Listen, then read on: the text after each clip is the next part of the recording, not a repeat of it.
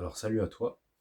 Du coup, aujourd'hui, je vais te parler d'une croyance populaire qui stipule que lorsqu'en société tu as du mal, tu as des difficultés sociales, tu as des difficultés dans tes relations, et ben cela traduit forcément un manque de courage. Voilà, tu n'es pas assez courageux, tu n'as pas le même courage que un tel ou un tel, que tu n'as pas les burnes de faire ci ou cela, mais ben, pas forcément. Si on se concentre uniquement sur l'aspect extérieur, eh ben oui, on en déduit que tu as un manque de courage. Mais ton extérieur, ton extérieur n'est qu'une réflexion de ton intérieur. Ton langage corporel, ta façon de faire, ta façon de procéder, n'est qu'une réflexion de ton état d'esprit. Non, pas forcément, non, pas de ton état d'esprit, mais de ton enfant intérieur, justement. C'est une réflexion de sa sensibilité, une réflexion de son état actuel. Si tu es blessé, si il est blessé, même si vous êtes la même personne, s'il est blessé, et ben c'est là que, justement que tu auras des difficultés sociales. En fait, le problème, c'est que si on te rabâche que tu as un manque de courage, tu vas y croire. Tu vas y croire, du coup, tu vas te concentrer sur ça. Tu vas essayer d'adopter des techniques du style améliorer mon langage corporel, dire telle ou telle phrase, parler avec un certain timbre de voix. Sauf que ça marche, il faut utiliser des techniques. Mais le problème, c'est que, par exemple, pour le langage corporel, ton langage corporel n'est qu'une réflexion, n'est qu'un résultat de ton intérieur. Si intérieurement, tu te sens confiant, tu te sens aligné, tu t'aimes toi-même, tu ne te sens pas blessé, tu te sens plein, tu te sens heureux, bah, ton langage corporel va le montrer. Il va le prouver. Mais si c'est l'inverse, si tu n'as pas réellement confiance en toi, si tu ne t'aimes pas réellement, voilà, même si tu te répètes tous les jours, oui, je m'aime, je suis le meilleur, si même toi, intérieurement, tu n'y crois pas, parce que tu n'as aucune raison d'y croire, voilà, tu n'as aucune raison actuellement, je le dis bien, si actuellement tu n'as encore aucune raison de t'aimer, de t'admirer, ben, même toi, intérieurement, tu n'y croiras pas. Et vu que tu n'y crois pas, ben, ton langage corporel le montre également, tout simplement. Du coup, c'est pas avec des techniques qu'on règle, enfin, des techniques, du coup, qui dit technique, dit des solutions externes, des solutions extérieures qui sont extérieures du problème. Ça parle du problème, mais pas en profondeur. Là, on reste vraiment quand on est dans cette optique-là, on reste dans dans la résolution du problème, mais externe, dans la conséquence, tout simplement. Comme notre système aujourd'hui fonctionne avec les maladies. Voilà. Si, par exemple, j'ai mal à la tête, eh ben, je vais m'occuper du mal de tête. Je ne vais pas chercher à comprendre pourquoi j'ai mal à la tête. Si j'ai un cancer, justement, aujourd'hui, dans notre société, on va chercher à comprendre, enfin, on va chercher à résoudre le problème actuel. Je dis bien actuel. Le problème dans l'instant T, qui est externe. Problème externe, celui qui est dans l'instant T, la conséquence, c'est, bah, du coup, pour le cancer, c'est en gros, la truc qu'on enlève dans la, lorsqu'on fait une chimiothérapie. Sauf que, alors oui, il faut le faire, mais pourquoi, surtout, ce qu'il faut se demander, c'est pourquoi je l'ai. D'où ça vient. Et c'est quand on commence à chercher, à creuser, qu'on arrive au vrai problème. Et si tu as un manque, si tu as des difficultés dans tes relations et des difficultés dans tes interactions sociales, c'est pas un manque de courage ou quoi. Non, c'est juste que que tu as une blessure intérieure. Tu as une blessure, une ou des, parce qu'on peut en avoir plusieurs. Et justement, et c'est en se rendant compte de ça que tu commences réellement le travail. Et le vrai travail. Parce que là, tu commences à te concentrer, à te focaliser sur le vrai problème. Parce que tant que tu te focaliseras sur le mauvais problème, eh ben, tu insistes. C'est comme si tu essayes de remplir une passoire. Tu vas continuer, tu vas continuer, tu vas continuer, mais tu diras ça marche pas, j'en suis incapable. Et plus tu te le répéteras, enfin, tu vas te le répéter, vu que tu vois que ça marche pas, intérieurement, a des, ton cerveau a des choses, des actes, des actions qui prouvent cette croyance, du coup tu vas y croire. Et vu que tu vas y croire, tu vas te comporter comme tel, et ainsi de suite. Voilà, c'est l'effet d'une croyance. Et c'est ce que peut, justement, où peut amener, c'est une mauvaise façon de faire. C'est une mauvaise façon de procéder pour les problèmes d'interaction sociale. Du coup, ta vraie douleur, c'est pas un manque de courage, non. C'est juste une blessure identitaire, intérieure, mais surtout identitaire. Parce que cette blessure, elle impacte ton identité. Elle a un problème, enfin, elle impacte ton identité. Et du coup, quand tu as ce problème-là, généralement, tu as tendance à tout analyser. Tu analyses tous les faits et gestes de la personne, ce qu'elle dit, ce qu'elle fait, comment elle réagit, comment tu réagis. Tu essaies de tout contrôler à 100%. Vraiment, tu es dans ta tête, tu contrôles tout, tu veux tout contrôler. Sauf que tu remarqueras qu'à chaque fois que tu le fais, si tant est que tu y arrives, parce que c'est impossible, à chaque fois que tu le fais, ben, tu ne te sens pas pleinement dans l'interaction. Tu ne te sens pas dedans, en fait, tout simplement. Et les personnes te le montrent aussi, parce que vu que tu ne te sens pas, parce que tu n'es pas, les personnes le ressentent. Du coup, elles te rejettent. Simplement, elles te rejettent, elles ne peuvent pas comprendre qui tu es réellement, elles ne peuvent pas le ressentir. Et sauf que cette façon de faire, c'est encore une fois qu'un. Enfin, c'est encore une fois qu'une. Comment dire, une conséquence de tes blessures. Tout simplement. Tu suranalyses, tu veux être dans le contrôle, mais vu que tu es dans le contrôle, tu es dans le mental. Tu n'es plus dans l'instant présent. Tu es dans l'avenir. Je veux ci, je veux ça. Tu n'es plus dans l'instant présent.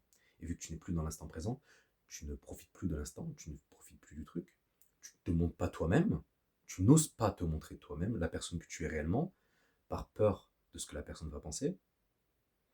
Et du coup, vu que tu ne te montres pas toi-même, la personne avec qui tu parles, que ce soit dans ta relation ou dans une interaction sociale quelconque, premièrement, ne peut pas comprendre qui tu es réellement, et ensuite, elle ne pourra pas te donner ce dont tu as réellement besoin. Donc si par exemple tu construis une relation, si avec toutes les techniques que tu as entendues, tu as réussi à construire une relation, mais avec ce fonctionnement-là, ben, tu n'arriveras même pas, tu ne pourras pas être heureux, tu ne pourras pas être complet, tu ne pourras pas être comblé par cette relation, parce que tu as tout contrôlé. Tu n'as pas été toi-même, tu n'as pas osé montrer à la personne qui tu étais réellement, et du coup, ben, cette personne ne peut pas savoir, ne peut pas savoir ce dont tu as besoin, elle ne peut pas savoir. Du coup, le problème, il n'est pas forcément social, il n'est pas extérieur, non, il est interne. Ce que tu vois à l'extérieur, ton manque de confiance, parce que le manque de confiance, c'est juste une conséquence, c'est pas le problème, c'est une conséquence du problème. C'est une conséquence du problème. Du coup, il faut creuser. Pourquoi j'ai un manque de confiance? Enfin, j'ose pas, par exemple, j'ose pas aller voir cette personne. Pourquoi? Parce que j'ai peur, par exemple, que elle pense ci, elle pense ça. Mais pourquoi j'ai peur qu'elle pense ci? Ben, parce que si tu creuses bien, si tu es honnête avec toi-même, tu te rendras compte que tu arriveras à trouver une réponse qui touche principalement à ton enfance. Ben, parce que, par exemple, je me souviens à l'école, ben, lorsque j'ai voulu montrer qui j'étais réellement, lorsque j'ai montré aux autres ce que j'aimais faire, et que c'était pas vraiment quelque chose de connu, de général, enfin à la mode par exemple, eh ben, j'ai été jugé, j'ai été humilié, j'ai été blessé.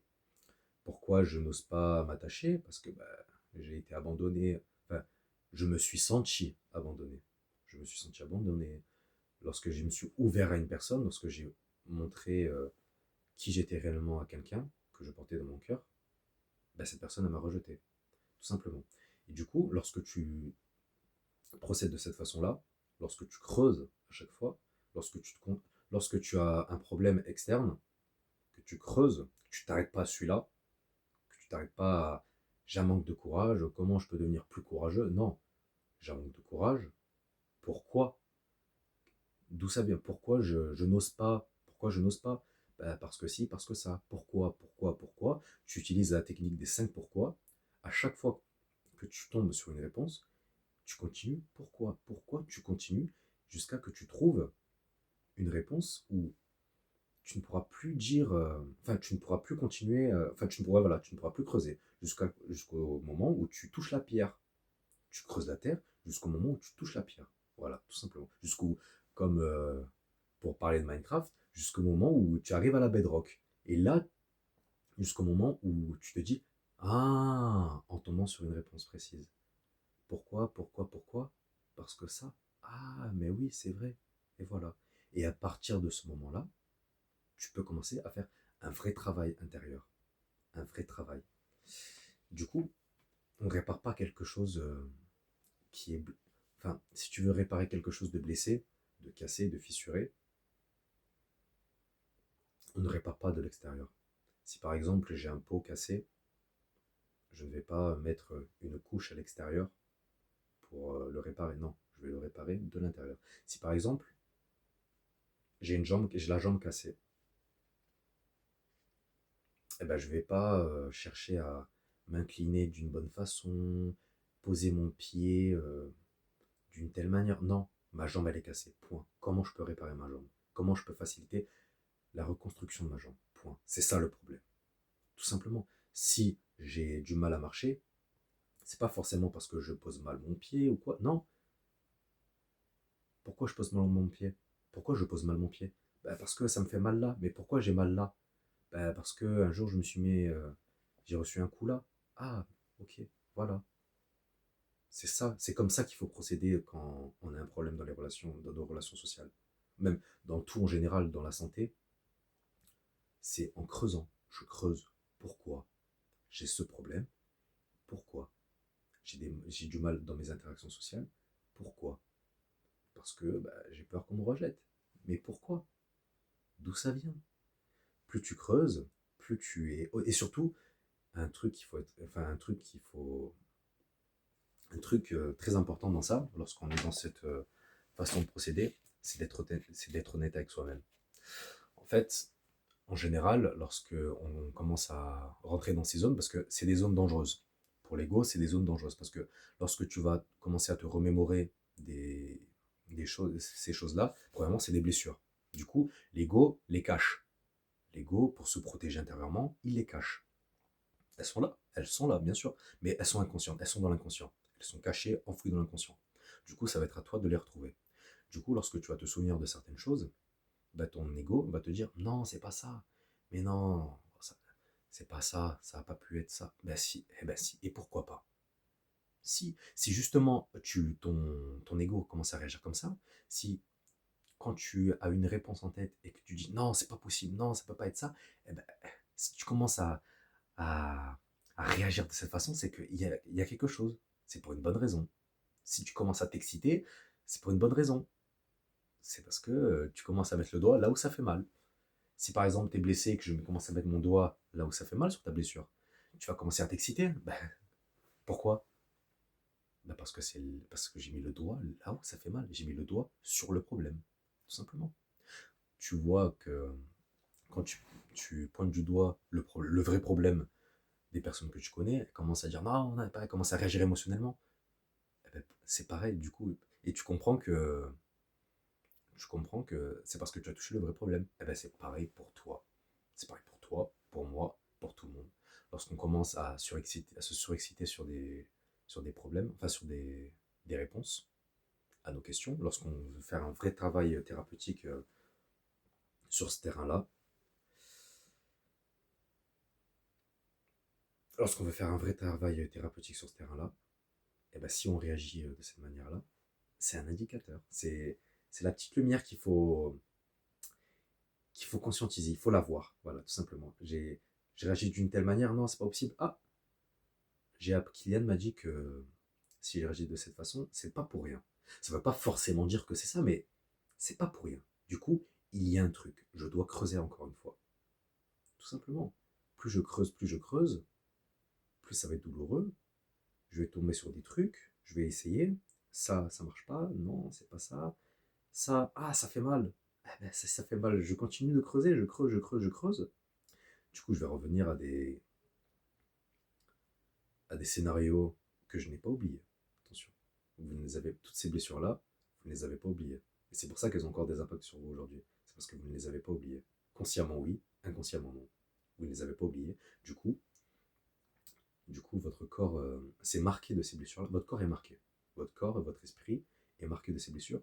Et ces blessures, de par leur masque qu'elles vous ont façonné, qu'elles vous ont mis, eh ben, elles ont des conséquences sur vos interactions sociales, sur vos relations.